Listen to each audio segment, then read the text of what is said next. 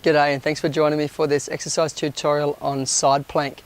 Before we get into it, hit the subscribe button so you can stay up to date with all of my videos. Side plank is a variation on the normal plank, but you do it on your side, and it's a great exercise for developing not only your obliques and your core muscles through your trunk area, but also your shoulders.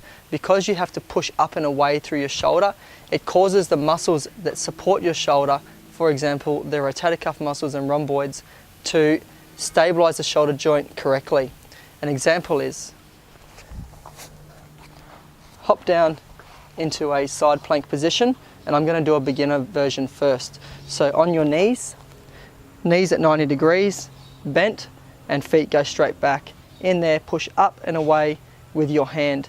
So you're pushing up your hip as high as you can, but also pushing your hips forward. So squeezing your gluteal muscles, your butt muscles, to push your hips forward. That's the beginner version. The intermediate version is to do them on your feet. And with these, you can put your feet on top of one another, or you can have one foot in front of the other, whether it's in front or behind. Feet on top is a little bit harder because you've got a smaller base that you're supporting yourself from. Feet in front or behind is a little bit easier. You can do this on your hand. Make sure you push up and away from your shoulder joint and not sink into it. So push up and away, and you get a really good workout of the shoulder stabilizing muscles.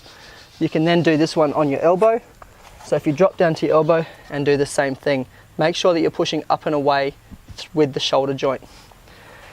The advanced option is very similar, but we're just going to raise the top leg.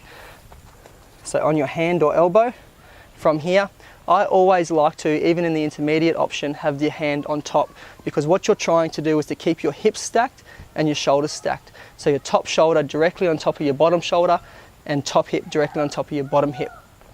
If you raise your hand, it helps you to be able to keep everything nice and straight.